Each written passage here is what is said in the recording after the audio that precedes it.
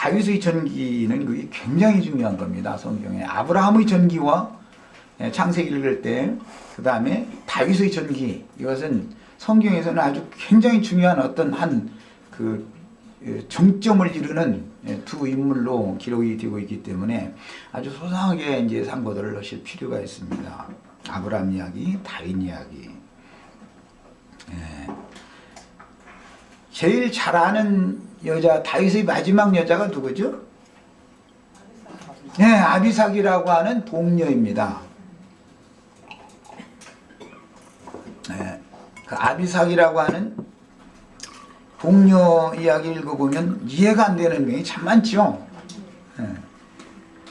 뭐 이제 늙어서 내일 모레 곧 죽게 생긴 할아버지 다윗에게 뭐 이제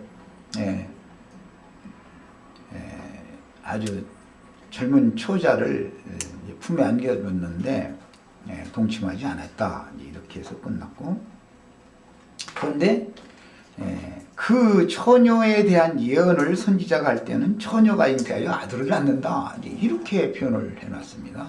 그리고 나서는 신약에 와서 마리아를 통해서 예수가 탄생되는 이야기를 했습니다. 다윗의 여자로, 다윗의 아내로 분명히 주었지만 다윗은 그녀와 동침하지 않았습니다. 그런데 반역자들이 그녀를 요구를 한 적이 있죠. 아도니아라는 사람이 자기 아버지의 여자를 요구를 했기 때문에 솔로몬 왕에 의해서 죽임당하게 됐습니다. 그러니까 그 아비삭이라는 여자의 문제 굉장히 중요하죠. 그리고 이제 다윗의 반역자 중에 먼저 반역을 일으켰던 압살롬이라는 아들이 하나 있죠. 그 아들의 모사였던 아히도벨이라는 자가 계교를 주기를, 왕궁을 일시적으로 이제 떠나야 되는 입장이었기 때문에 지키게 하려고 다윗이 후궁여를 후궁에 남겨두고 본처들만을 데리고 피난길을 가게 됩니다. 그런데 그 후궁들을 다윗, 그 반역자였던 다윗의 아들이 범하게 되죠.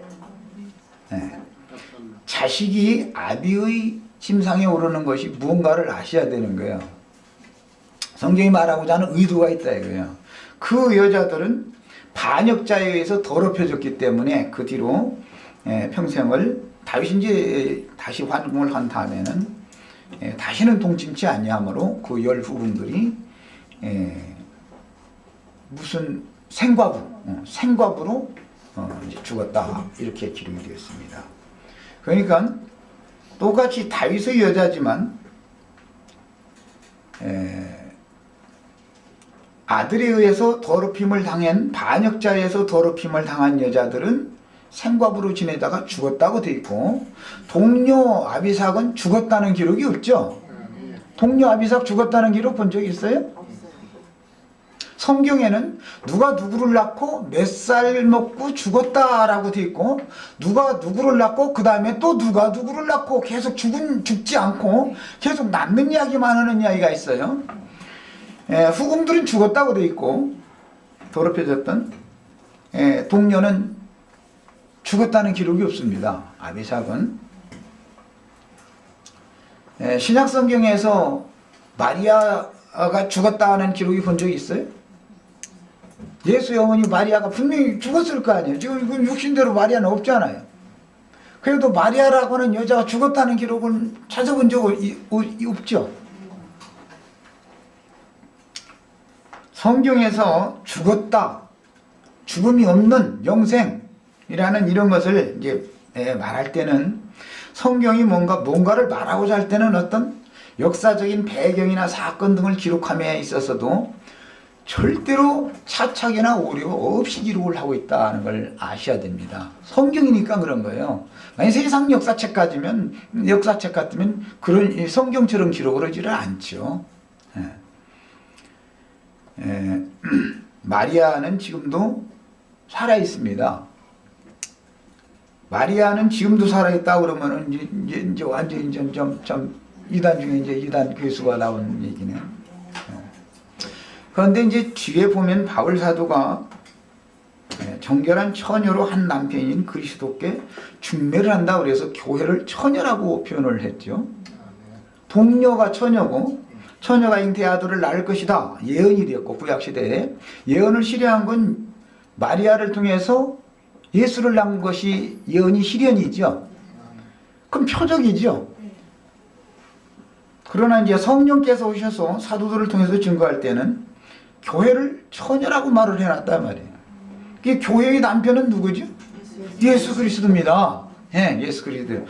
예루살렘 왕 예수다 말이에요. 예루살렘 왕 예수.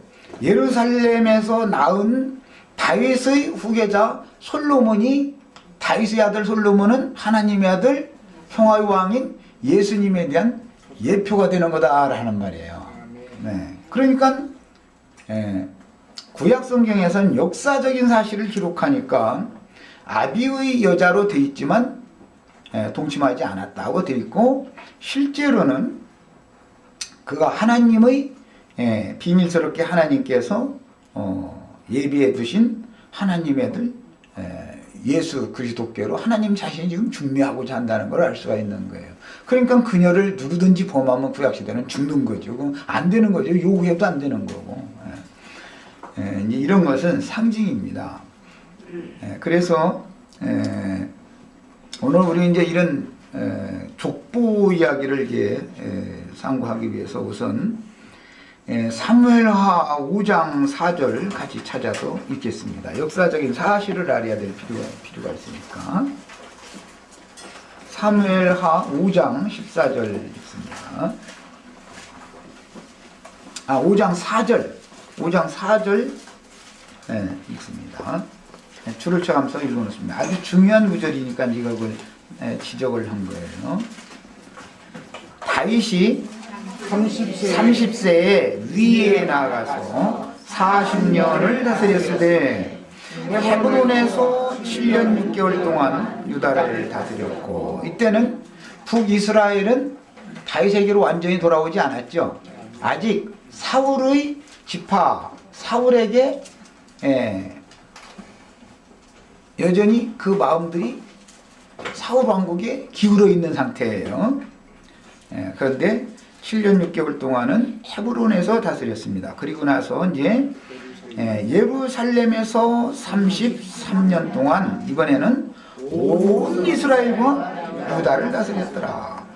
7년 6개월 동안 헤브론에서는 어디를 다스렸다고요? 유다를 다스렸습니다. 유다를 다스렸고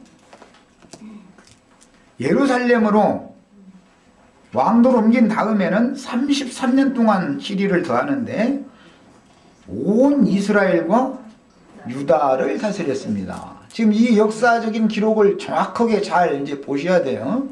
예수님이 이 땅에 오셨을 때는 7년 6개월이 아니고 3년 반 동안만 유다를 다스렸죠.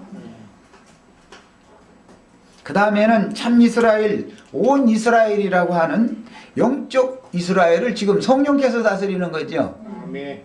성령은 예루살렘, 위에 있는 예루살렘, 하늘의 시온산 위에 예루살렘을 세우는 걸 상징하니까 지금 이것은 땅의 예루살렘을 다스린 것은 예표다 말이에요.